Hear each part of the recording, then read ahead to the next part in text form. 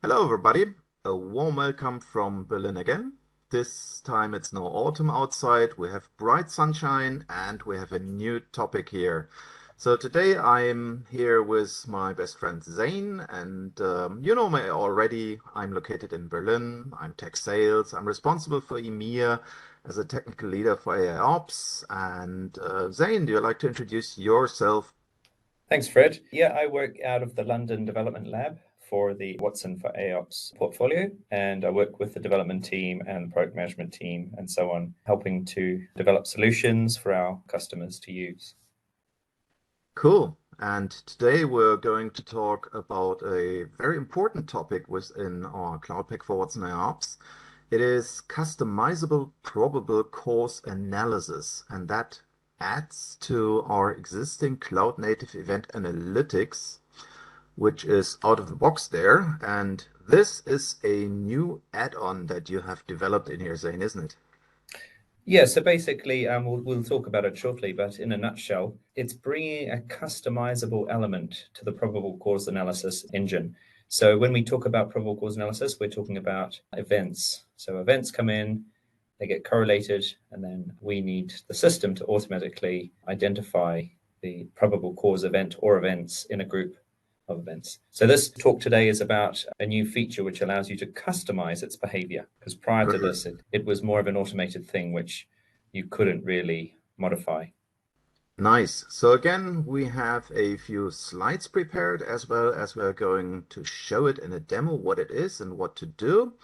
So let's get it started. So of course, we are expanding on what is the probable cause? Why do we have it in here?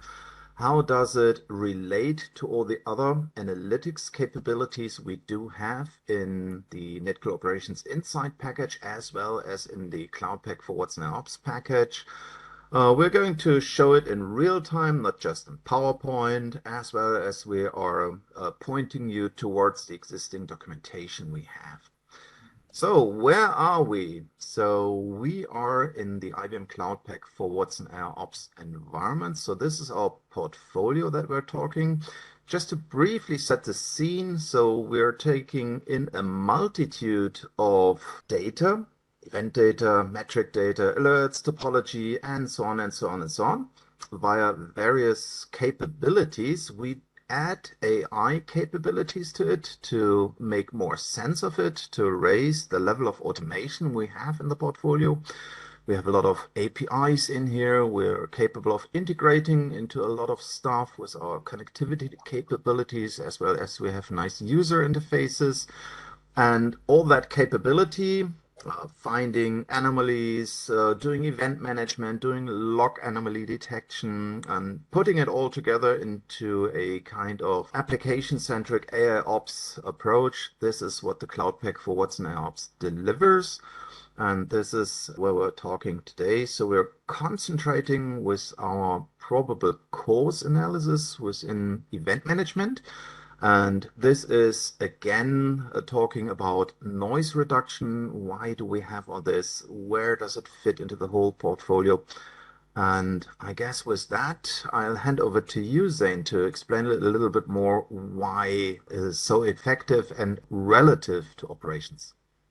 Thanks, Fred. Yeah, so this slide here, the purpose of this slide is just to give you an overview of the process, if you like, the streamlined process or workflow that many of our customers are trying to get to, because ultimately it's about reducing mean time to repair, very, very quickly figuring out what the problem is and then fixing the problem. And also in the process, trying to reduce the number of tickets that we're automatically opening. The 6 lines you see on the slide are summing up sort of the process that goes on in the system technically to achieve this. So first and foremost, we need to effectively group events, right? So if we can do that really, really well, correlate events together, then this is the starting point. So we have, as you know, Watson for AIOps Event Manager correlates events together using 3 different approaches. It uses event analytics to do temporal grouping. It uses scope-based grouping, which is the local knowledge that has been input by the local team. And then we have topology-based correlation. So we correlate the events together really well. The next thing we want to do, now we've got all of the events in one bucket, in one place, we need the system to help us to triage the events, to say, out of this set of 300 events or 30 events or 10 events, tell me which one or which ones you think are most likely to be the probable cause. So this is really, really key, is in the mean time to repair part, because we've correlated events, but now we need the system to help guide us and lead us towards what's most likely probably causing the problem here. This has been done automatically out of the box by the system for topology-based associations, right? So where this new feature comes in is it starts to bring in probable cause analysis for events grouped via the other mechanisms as well, and also other elements which previously were not sort of taken into account. So this is what we're going to take a look at during this talk. Once we've got the events grouped, once we've got the probable cause sort of identified, then we can start to bring that information into the parent event, compile the details into the journal, create a single ticket for the issue, and then route that ticket to the relevant team. So if we know what the most likely probable cause is, we can send that one ticket to the team that needs to fix that problem, right? So historically, many Netcool customers work in a siloed fashion. So the DB team only see DB events. The servers team only see server maintenance events, right? But what we're suggesting here is, why don't you let everyone see everything? Yes, they'll see more events overall, but the events are going to be organized neatly, and they will very quickly see whether or not the symptomatic events that they're seeing are actually their responsibility to look into now. Because what used to happen is you'd get some sort of probable cause problem happening, but then you'd get all the symptom events which are touching all the teams. So now all the teams are looking at these events, trying to troubleshoot, trying to solve a problem, when actually the probable cause is not with them at all. Now, if you had a view where you could all see all the events happening together, as in the screenshot, I would see, I'm in charge of the applications, and I can see there's a problem with the applications, but I can also see that we've got a hardware problem in the data center. That makes sense to me. We need to let the hardware team deal with that first, and then hopefully my applications will resolve themselves. So this slide is basically providing some context to the overall workflow that we're trying to get to, and how probable cause analysis is really, really key, because probable cause analysis is saying, right, here's a group of events. This thing is the thing you need to go and work on first. Fred, any thoughts? Yeah, it also nicely shows that looking at the severity is a nice strategy, but not always leading to what you want to achieve. Because if you look into high severity, these are the red ones, temperature critical, server offline, and so on and so on. This may be important, but the real trouble causer is the fan failed, which is the originating problem, and that is a minor severity. So just looking at the criticals is not enough, and that's exactly why we have probable cause here in place. That's right, and that brings up a good point, Fred. We shouldn't be hiding the lower severity events from our operations teams, because quite often it's the low severity event is the thing that was changed in the environment that was the precursor to the problem. For example, a configuration change might only be an info event. We need to be able to see these events. And also, because we don't necessarily know which order we're going to receive the events, also, this is another factor. We can't just look at first occurrence only. We need to take into account a lot of different factors. And when we look at the examples, we'll see how it's working. Okay, so quick overview of probable cause. As I mentioned, events are grouped by temporal grouping, scope-based grouping, or topology-based mechanism.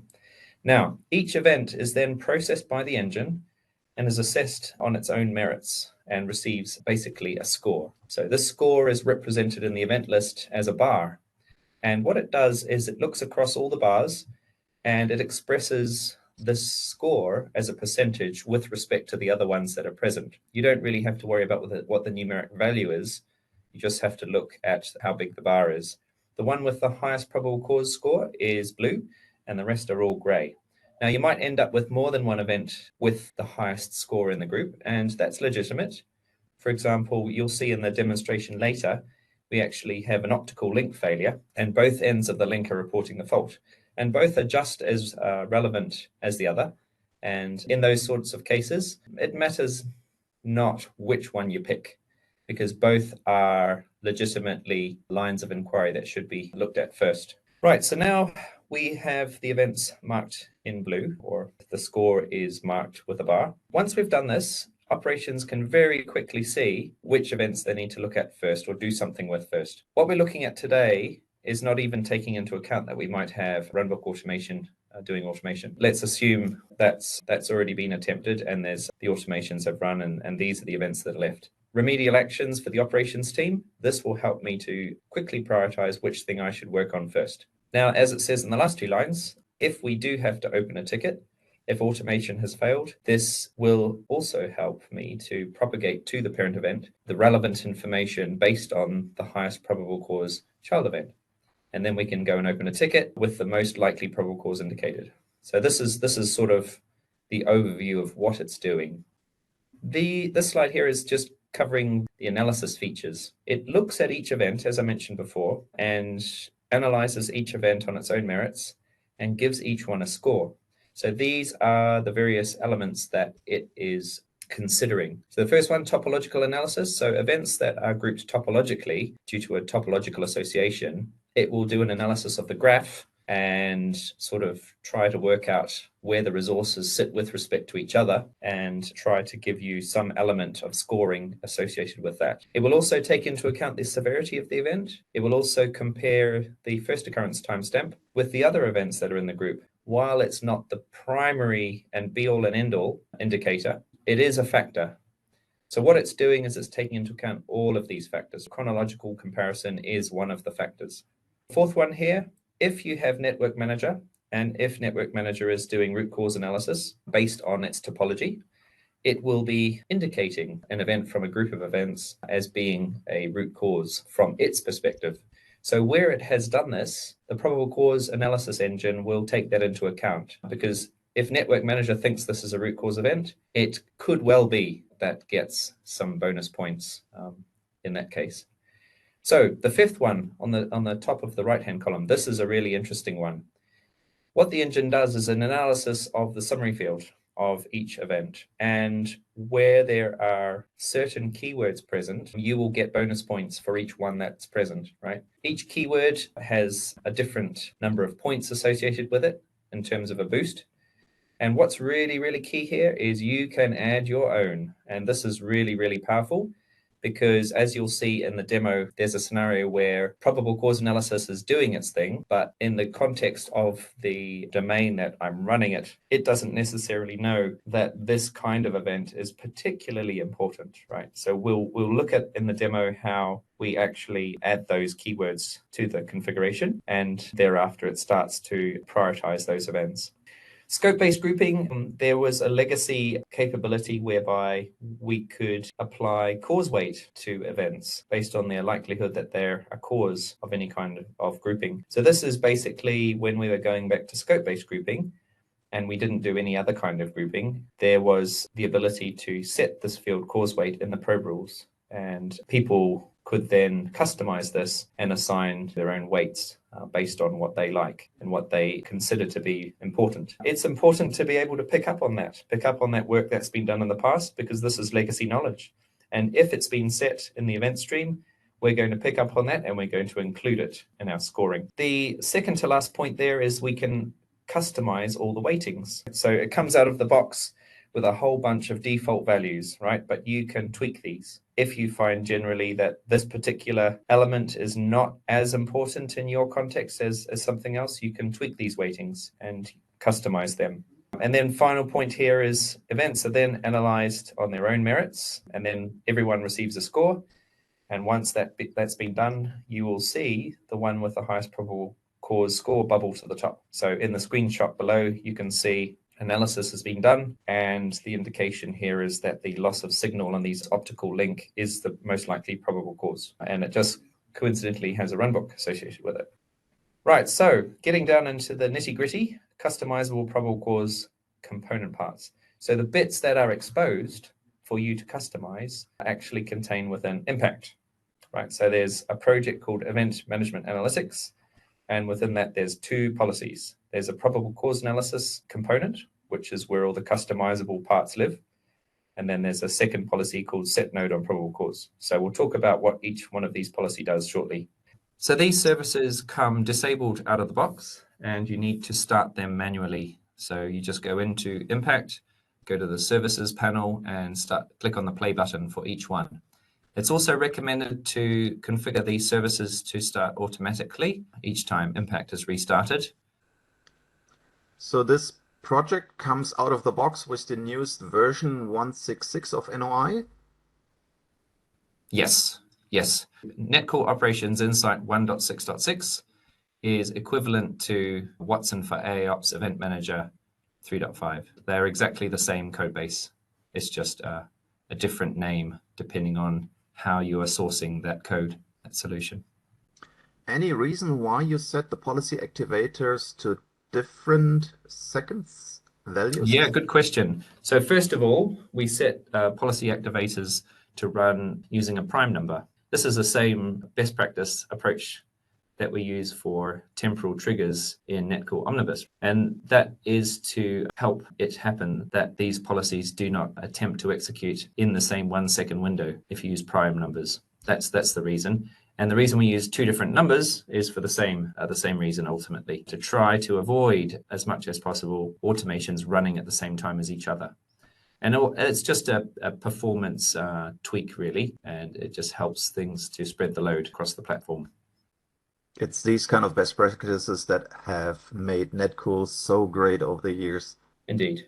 Right, so final slide before we launch into the demo. This is talking about the customizing the probable cause analysis. So this is what we're going to look at in the demo. The policy that you edit is the probable cause analysis policy. And as you can see from the screenshot there, in summary, what you'll do is you'll look at the policy and you'll see that each matching criteria that it considers boosts the score of the probable cause analysis field. And for each of the criteria that matches, it will increase the score accordingly.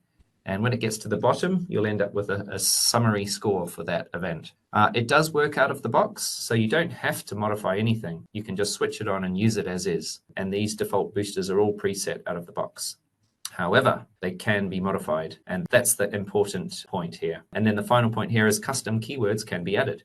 So you can see in the screenshot, there's a summary keywords section, and you can see a whole lot of keywords that are included out of the box that contain boost score. So each word that's found in the summary field will get those points added. So if you've got more words in that list, you'll get more points. And we'll take a look at an example of how we customize it shortly. Why has change a leading space? That's a great question. There are a lot of words that include the string change, and that particular string, what we were looking for was the word change, not, for example, the word exchange. So that's why it has a space in front of it, because what it does is it looks for each one of these keywords exactly as you see it. And if there's a space, it includes the space. The second parameter, which is a 0 for the most part, is basically saying, is case sensitivity important? Yes or no? So for the most part, it's not, which is why they're all zeros. But sometimes it might be. There might be a situation where a particular keyword is important, and yes, case is important as well. And then final parameter in there is the actual score boost. So where the word configuration is present in my summary field, I'm going to get 20 points bonus added. Where the word loss is present in my summary field, I'll get an additional 30 points added, and so on. And we are already testing this kind of implementation at a few customers. Do you have any kind of feedback already? Oh, yes, it works very well. And just like any automated process, if it can work really well out of the box, that's really great. And this does. However, there's always the edge cases, as you know. Oh, it doesn't work for this case, or it doesn't work for that event. And this is the whole point. It's customizable so that I can cater to those edge cases and just allow those events to actually be prioritized when they need to be. And that's actually the use case we're going to look at in the demo coming up now. And I guess there's also another bonus point, because this implementation works without CNAA in place. So there are a lot of customers who do not have the OpenShift-based analytics in place, and this policy would add still benefit to those environments. Yeah, that's right. This policy runs on Impact and could potentially be used to do probable cause analysis for groups of events that reside on a non-OpenShift based platform. That's true.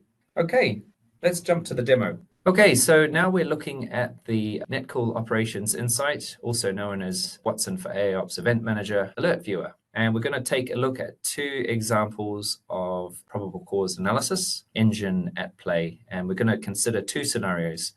The first one is where I have a group of events that have been grouped by a topological association, this first one here, because with the topological association, we do get a degree of out-of-the-box probable cause analysis being done. And all it does is it's looking at the topology. It's doing a few other little bits and pieces in the background, but it's coming up with a component score to the probable cause analysis as part of that process. The second scenario we're going to look at is the second group of events, which I've got expanded here. These events have been grouped via a scope-based correlation, as you can see. And what you can also probably see is there's no probable cause analysis being done. So out of the box, the CNEA engine is only doing a degree of probable cause analysis based on a topological association for events that have been grouped via that topological association. Let's look at the first example. In this particular case, we've received a group of 8 events. These events have been grouped via a topological association. And basically what's happened here is we've had an optical link failure between these two nodes here. So by clicking on the little topology correlation button, it's giving me a little preview of these particular two edge devices, and they're both reporting that the link has gone down, the optical link. Clearly, looking at this, a human will make an assessment of these events and will think, right, well, I think that is probably these guys here, either side of the link, that are reporting that the optical link is down, that are most likely to be the probable cause events. But as you can see, the graph analysis has been done and it has picked out the lag failures. So in this particular case, the lag failures are actually symptomatic of the underlying fault, which is the fact the optical link has gone down. So this is actually being reported by these loss of signal alarms. These loss of signal alarms are the key alarms in this particular use case that we're looking for as the most likely probable causes for the failure of this link and the most likely probable cause for this group of events generally. So when we look at the customization part, we're going to look at how we tweak it to actually get it to identify the correct events going forward. As you can see, it's picked up on the first event in the group to populate the parent event. So it's just picked on one of the lag failure events at the top, and so on. So this is a scenario. This is where the topology has done the grouping. So we've got a degree of probable cause analysis being done, but it's not quite picking up on the right event in this particular telco optical link scenario. How do we tweak it? We're going to look at that as an example. The second example is where we have a group of 4 events that have been correlated together. They're all from the same data center. They've all come in the same time window. So scope-based grouping has done its thing, and it said, hey, these 4 events have all happened at the same time in the same geographic location, so I'm going to group them together. So scanning my eye down the page, I can see that there's a hardware fault detected in the processing array, and then shortly after that, VMware is reporting a bunch of problems. So low resources available on this ESX server, and then 2 servers, server 100 and server 200, are having problems allocating resources. Because my events are sorted in chronological order, a human scanning their eye down this page would very quickly deduce that the hardware fault is probably to blame. However, that's not been indicated by the probable cause column. In fact, probable cause analysis is not being done, and the reason for that is because the events have not been grouped by a topology, but via scope-based. This is where the new probable cause analysis engine will step in, and it will do the probable cause analysis for every child event. So no child gets left behind, as they say. So what we're going to do now is we're going to jump over to Impact and look at the policies, the customizable components, if you like, that make up this solution. Jumping over to Impact, what we have here is a project, a new project included called Event Management Analytics. And if you select that project, you'll see we've got 2 services, the probable cause analysis engine, and a second service which is called Set Node on Probable Cause. If you look at the policies, we've got 2 policies by exactly the same names. So the probable cause analysis engine is the one that is doing the row by row analysis and scoring. And the Set Node on Probable Cause, what that one does is it simply looks at the events and just double checks to make sure that the event that ultimately gets selected as the probable cause, that the node field from that event is propagated up as well. So just for completeness, we want to present a single parent event that has the correct information in the summary field and the corresponding node field that matches that underlying probable cause event as well. So that it comes as two pieces. One's doing the probable cause analysis. One is ensuring the node field is aligned to that probable cause child event. So let's take a quick look at the probable cause analysis policy. So it's not all that long. It looks like it's quite long, but it's mostly white space and comments. And the comments are there to make it easy to understand what it's doing. As you can see here, it's just describing what it's doing, and it does 5 different jobs. It considers 5 different dimensions of each event. Okay, so coming back to what the slide said, what the severity is, if the event has the first occurrence in the group, if ITNM has marked it as a root cause event, if it has certain keywords in the summary field, and then finally, if scope-based grouping cause weight is being used. The next section is where we set the variables, the global variables which will be used by the policy. So the first one here is just some stuff around data source name and field names. You don't have to change these. You can leave them as they are. As Fred said, if you're using this outside of an OpenShift-based environment, just on a normal impact omnibus scenario, this is where you can actually tweak the field that contains the cause weight or the probable cause score and the field that is used by the parent events.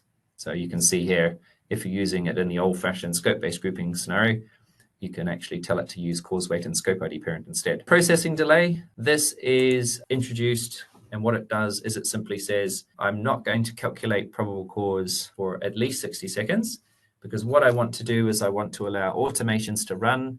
I want to allow CNEA to do its graph analysis first, and I want these processes to finish first before I then come in and then add to the picture to try to make sure that we're not stepping on each other's toes. Batch size is something that you don't need to change. It's just it defines how many events that impact is going to process at a time. So you can just leave that as it is. And then we come into the score boosters. As I said, these are all set out of the box. You can tweak them if you want.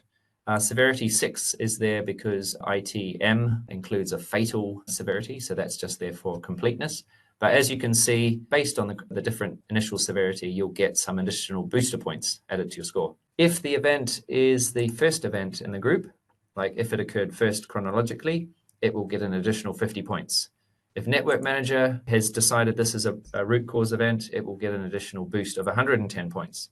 So it's quite a big boost because Network Manager has actually got a pretty good view of the managed environment. And if it thinks that this is a root cause, it's quite a high chance that it is. So that's why that one has quite a high boost.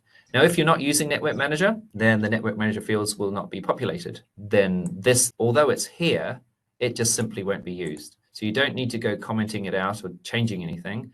If you don't have Network Manager, just leave it and it will work with or without Network Manager. This next section is particularly interesting. This is where we have our list of summary keywords.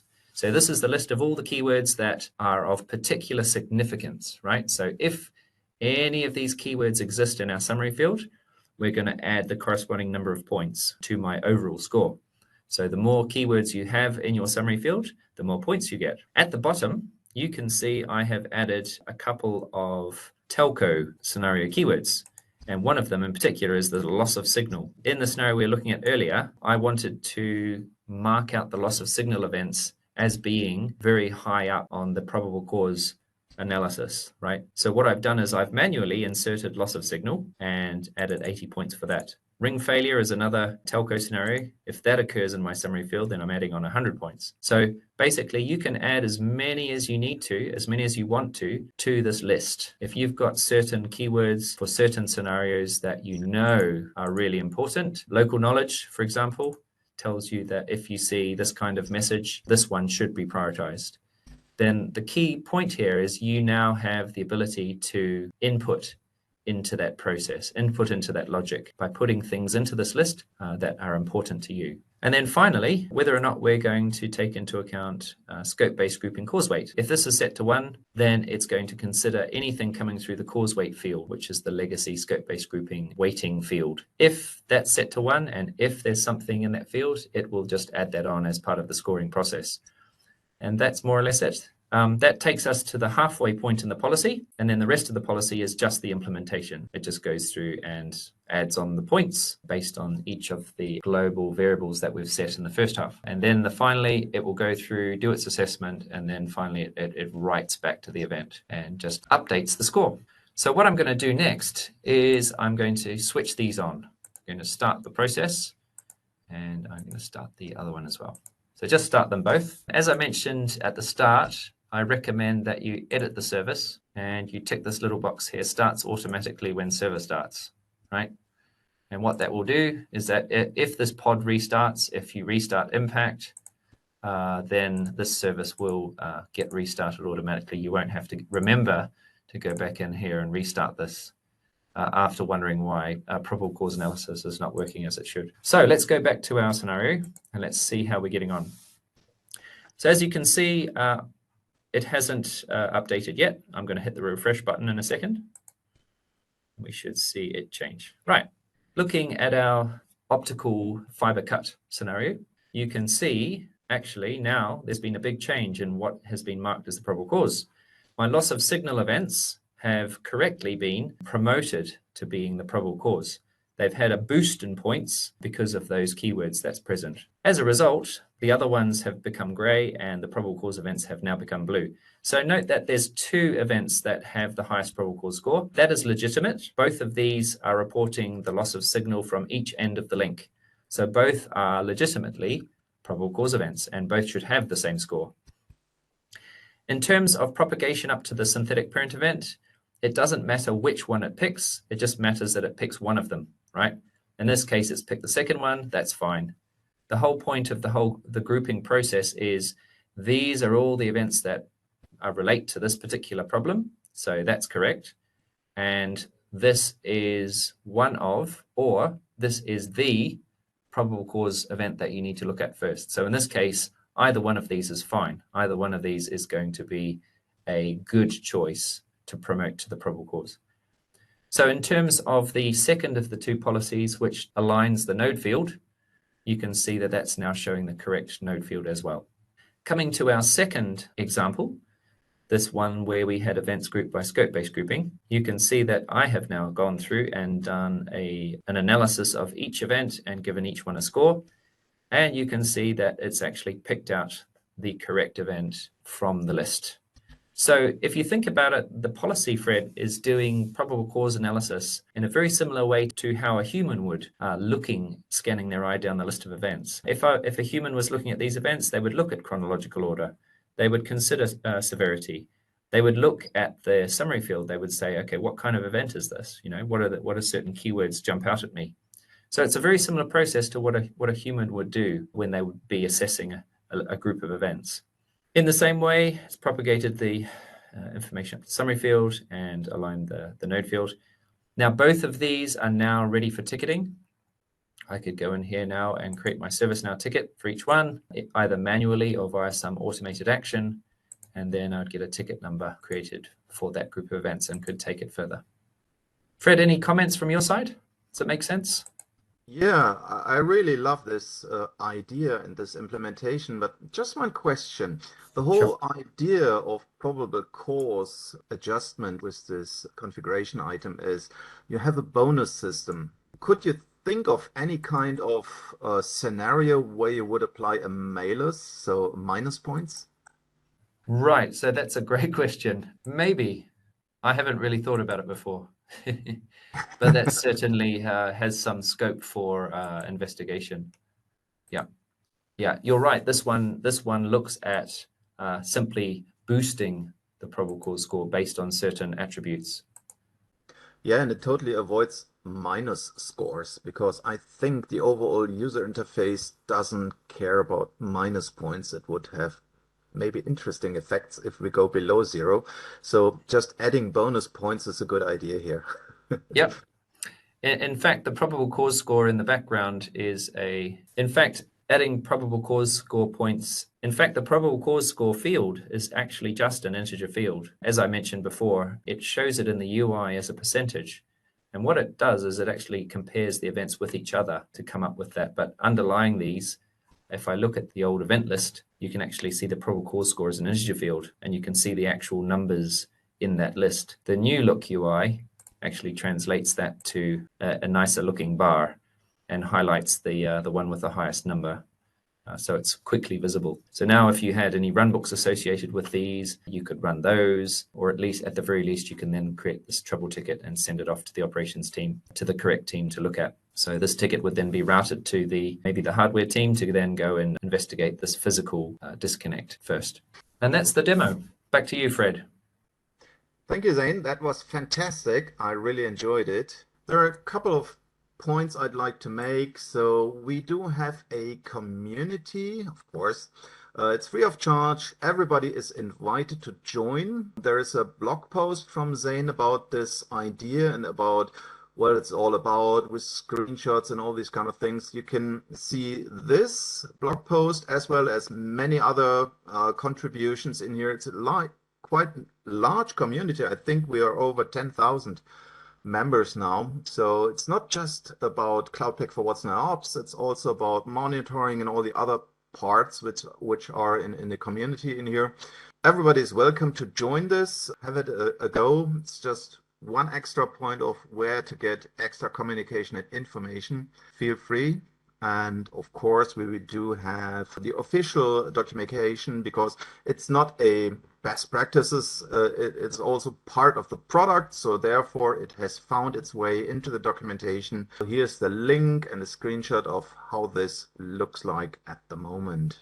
And that's all we have today. So thank you very much for your time you spent on watching this video.